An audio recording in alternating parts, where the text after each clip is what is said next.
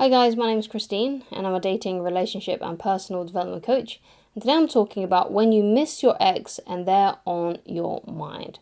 So first of all, of course you're going to have times in your life when your ex is on your mind. You may even miss them a lot, right? These are going to come up, especially if the breakup didn't happen that long ago or you've only just started the process of moving on. You know, sometimes breakups can hit harder on other people, more than you. Sometimes you might be someone who gets over breakups really, really slowly.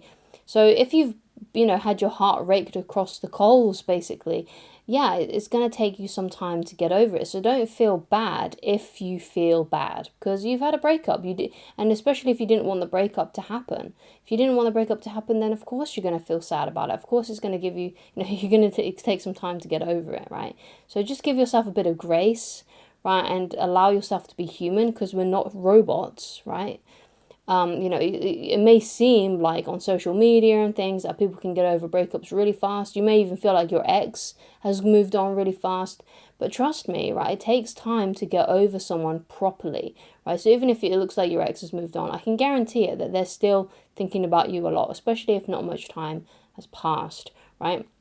Now, it may not be that they miss you or want to get back together with you, but I can guarantee that they're still thinking about you a lot. They're still ruminating over it because breakups are pretty turbulent. It's not a nice thing to go through. It's not a nice thing to dump someone. It's also obviously not a nice thing to be dumped either, right? But either way, it's pretty tough. Right, and if you didn't want the breakup to happen, it's equally as well. It's maybe even more so tough on you if you're one of those people that didn't want the breakup to happen. So please do give yourself a bit of grace. But the point is, though, is that you want to get out of this slump, right? So you want to obviously stop thinking about them as much. So one of the things that is really good to do is to just try to stop yourself from dwelling on the good stuff. Now, what we tend to do when we go for a breakup and we want to get back with our exes, what usually happens is we start thinking about the good times, like at the beginning of the relationship, right? The honeymoon period. We think about that time, right? We think about how great the sex was. We think about how great the time you spent together was, how romantic things were, right? But instead, it's actually better to dwell on the bad stuff, right? It's better to dwell on the last few months leading up to the breakup, the last few weeks, the last few days, and what that was like for you, right? And how maybe hurt you was feeling. Perhaps there was a lot of arguments going on between you two, right? You got to think about the bad stuff even more so than the good stuff, because no doubt if you had a breakup, then the good stuff probably happened mostly at the beginning and then it slowly just sort of went downhill, right? Especially if you were together for a long time, you can typically see as the height of your relationship was at the beginning and then it went downhill slowly, right? For relationships that actually last long term though, right, and there's no breakup basically, what tends to happen is that it's actually more turbulent to begin with, right? Because the passion stages, the honeymoon period, can actually be extremely passionate, and also there can be a lot of emotions thrown into the mix, and there can actually be a lot of arguments at the beginning, more so than later on. And what happens is the relationship gets better over time, and the love gets more stronger over time. That's what happens in normal relationships that doesn't lead to breakups. The bond gets stronger, whereas in relationships where it's going to fall apart and there's going to be divorces or there's going to be breakups, basically what happens is the best time was at the beginning, even though it may not have been great, and then it just slowly goes downhill. So you got to think about that slow downhill time that you had, right? And stop dwelling on the first year or so that you were together, because that doesn't really matter that much, right? Because you're still getting to know each other, right? It wasn't the reality of the relationship, because when you're still getting to know someone, right? It's not quite set in stone yet. It's not quite concrete. You're still kind of getting used to each other, right? Getting used to knowing what the little idiosyncrasies that you've both got. Trying to get along with each other, right? But the real reality of the relationship is the actual slow trickle down to basically the breakup, and that's where you've got to focus on. Don't focus on the good stuff, because that means little to nothing, especially if it was only at the beginning, right? You've got to think about the downhill slippery slope that led to the disaster, right? So if you're interested in getting your ex back and you really are hell-bent on getting your ex back, then please go and watch my audio on how to get your ex back. If you really do want to try and fix things with your ex, because that will give you a good concise guide on what to do. It's only about 20 minutes long. You can easily listen to it while you're working out, or while you're cooking or cleaning or doing something, that you need to do, doing some work, whatever, playing video games, whatever it may be. You can listen to it while you're doing that. And I highly recommend that you actually listen to it multiple times as well. So it helps you retain the information and it gets ingrained into your brain and helps you stay strong through this turbulent period while you're trying to get them back. Okay? But if you do want to get over your ex, then some of the things that are good to do as well is to use distraction to your advantage, right? So when you go for a breakup, it can be really difficult not to dwell on the breakup. It can be very difficult not to dwell on them, to think about them, to reminisce.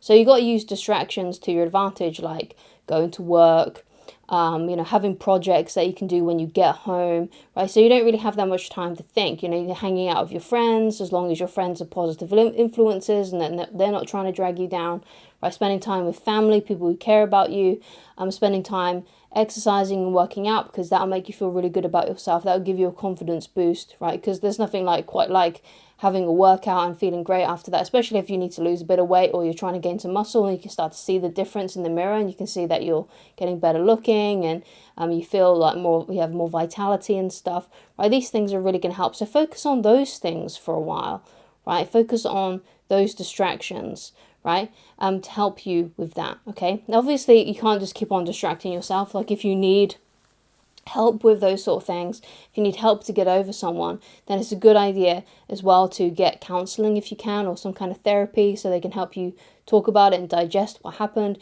If you can't afford anything like that, then I recommend journaling and writing down your experiences. Now, when you're writing down something, especially your own experiences, what a lot of people mistakenly do is they write down things in such a way that they think at some point someone's going to read it, right? But what you want to do is you don't want to write as if someone's going to read it. You want to write down a concise account of actually what happened and be truthful to yourself and with no BS or fluff, right? So you've got to write down exactly what happened, so for example, you might write down what this taught you about relationships. You might write down what this taught you about the world. You might write down things like, oh, what did this show me? What are my blind spots in romance? What am I looking for in the future now? If I meet someone else, what are the things I'm going to be looking out for? What are the red flags? What are the green flags? What ideally do I want in a new relationship? And basically just writing down as well, also the painful memories, just writing down a concise, detailed account of what happened. Because sometimes writing those things down can help you see that actually maybe those things weren't as intense as what they seem to be, and they'll make you feel a lot better about them, and it'll help you navigate basically how to just navigate those situations, right? So you can understand exactly what happened. Now, if you're not happy with these things lying around, then you could easily just, screw them up, flush them down the toilet, burn them. Or if you write them on your phone, then you can just delete them. Or it's the same if you write them on your PC or your computer or something like that. You can easily just, delete them. You don't have to keep them around. But it's a good idea to write a concise account of what happened without any fluff or without the expectation that someone is going to read it in the future, right? It's got to be just for you, right? For no one else, just for you. And that may help with the situation too if you can't afford anything like therapy at the moment, okay? So another way that you can help as well, and this is kind of like little things that you can do, and that is, don't go through old photos of you two together, like reminiscing. Don't go and analyze old messages that you sent each other and things like that. Don't do anything like that. Don't look on their social media profiles. Don't go through old playlists that you made on Spotify or something, listening to sad songs about the breakup and songs that reminded you of them, because that's just going to keep you in place as well. So just be aware of the time you're spending thinking about your ex, dwelling and being sad about it, because that's not going to help. That's just going to keep you stuck. So anyway, thank you so much for watching. If you'd like to get in touch with me personally and you'd like coaching with me, then please go to www.ChristineLoveridge.com. And thank you so much for watching, and I shall talk to you again very soon. Bye.